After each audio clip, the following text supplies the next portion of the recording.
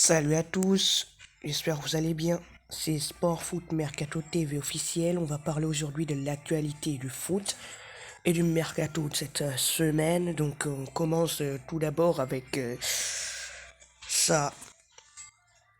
Les transferts officiels du mardi 26 mai, c'est parti. On commence tout d'abord avec l'équipe italienne de l'AC Milan qui a totalement fini la saison en route totale. Ils ont été longtemps premier ou deuxième avec l'Inter. Et là, en fin de saison, on perdu beaucoup de matchs. Du coup, ils ne sont même pas qualifiés en Ligue des Champions saison prochaine. Ils vont jouer l'Europa League, ils sont cinquième. Et du coup, beaucoup de départs, les gars. Déjà, les grilles d'entraîneurs virés.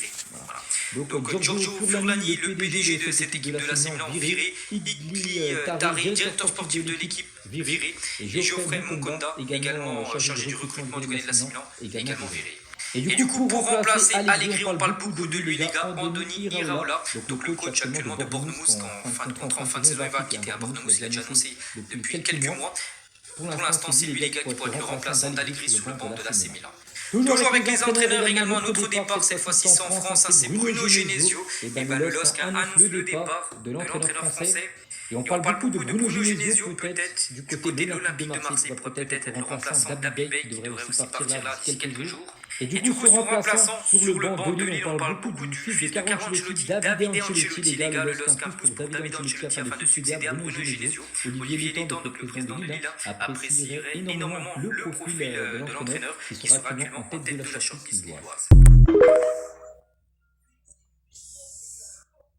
Les transferts officiels du mardi 26 mai, c'est parti. On commence tout d'abord avec l'équipe italienne de l'AC Milan qui a totalement fini la saison en route totale. Ils ont été Manchester United entame des discussions pour conserver Bruno Fernandes pour la saison prochaine. Le Pape joueur a été élu il y a quelques jours meilleur joueur cette saison de première ligue. Il a même fini avec le record de passes D sur une saison, 21 passes D. Donc c'est pour ça qu'il est convoité par beaucoup de clubs. Et Fabrizio Romano dit que Manchester souhaite absolument le conserver. Donc il a une clause libératoire d'environ 66 millions d'euros. À noter que des clubs européens et saoudiens ont montré leur intérêt. Mais c'est pour ça que Manchester souhaite absolument conserver le joueur qui serait prêt à prolonger le joueur.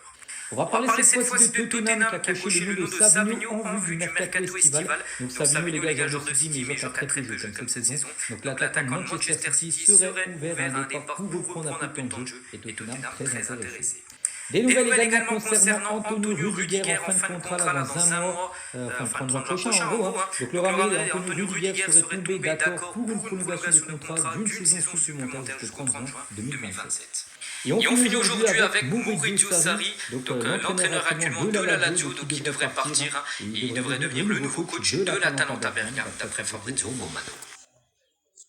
Le directeur sportif du FC Barcelone, Deco, est à Londres actuellement pour négocier le transfert de João Pedro du côté du FC Barcelone. On sait que le Barça cherche un nouveau numéro 9 pour remplacer Lewandowski. Donc cette saison entre deux joueurs, Alvarez et João Pedro, on a l'impression même João Pedro maintenant est même la priorité parce qu'il coûterait beaucoup moins cher. Le Barça pense qu'il pourrait l'avoir pour 70 millions d'euros, alors qu'Alvarez c'est plutôt 120 millions d'euros. En tout cas, actuellement, ça négocie. On va parler cette fois-ci de Mason Greenwood, c'est quasiment sûr les gars qui va bien quitter l'Olympique de Marseille lors du mercato qui arrive. Donc malgré l'envie de sa famille de rester du côté de Marseille et la situation économique du club de l'OM avec cette non-qualification des champions, en gros ils n'ont pas le choix, donc son départ semble inévitable. Et du coup, concernant son futur, on en beaucoup du côté de l'Italie, du côté de l'AS Roma, de Greenwood par l'intermédiaire de son père et des premiers contacts avec l'équipe italienne. Donc il attendait la validation de la qualification du club en Ligue des Champions. Maintenant, on sait, voilà, l'AS Roma, je pense qu'ils ont troisième de la saison, ils sont qualifiés en Ligue des Champions. Donc ça, c'est un plus, bien sûr, pour le club italien pour avoir Greenwood. Donc l'OM l'évalue à plus de 50 millions d'euros. Le père d'Ansu Fati, donc il s'agit de Botti Fati, les gars, donc on comprend que son fils Ansu Fati ne participe pas à la Coupe du Monde. Comment Luis de la Fuente ne l'a pas appelé?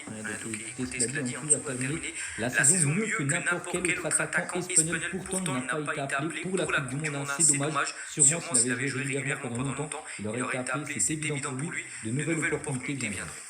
Et à noter les gars que cette liste de l'Espagne qui a été dévoilée hier, donc ça fait les une des journaux aujourd'hui. Sport catalan, les gars, regardez le nom de Deportivo, ça passe dans 8-0, 8 joueurs du Barça, 0 joueurs du Real. Et pareil pour l'autre une en catalan, donc la Une Journal Sport, pareil sur le chiffre de 8-0 les gars, par rapport aux joueurs du Barça sélectionnés. On va parler cette fois-ci de João Cancelo, qui n'est pas que le joueur est prêté par le club saoudien d'Al Hilal. Et João Cancelo pousse pour quitter Al Hilal et souhaite au moins 2 saisons supplémentaires au Barça. Donc Al Hilal va environ 10 millions d'euros pour le lâcher, tandis que Cancelo est prêt à réduire son salaire pour continuer au club blaugrana. Et on finit aujourd'hui les gars, ce 26 mai, c'est l'anniversaire du jeune crack Marc Bernal qui fête aujourd'hui ses 19 ans. Roy Keane, ancien footballeur professionnel, maintenant consultant sur les chaînes sportives en Angleterre, les gars, sur la vidéo qui a fuité d'Arteta lors de la cérémonie du titre de Premier League, il a dit « Nous serons champions en gros d'Europe avec Arsenal, le samedi ». Donc il a dit arrogance absolue, si j'étais le PSG et que j'entendais ça, je l'approcherais immédiatement au mur des vestiaires à l'heure de la finale. Vous venez de leur offrir de la motivation gratuitement, bien sûr, pour cette grande finale de Champions League. A noter aujourd'hui, retour à l'entraînement tout à l'heure à 17h, à noter qu'hier et avant-hier c'était des jours off. Donc voilà, Ousmane Dembélé et Achraf Hakimi sont attendus à l'entraînement collectif tout à l'heure à 17h, ça c'est une bonne nouvelle parce que c'est incertain pour la finale, mais en tout cas c'est repris l'entraînement, après ce sont bons, donc les 4 séances prévues avant la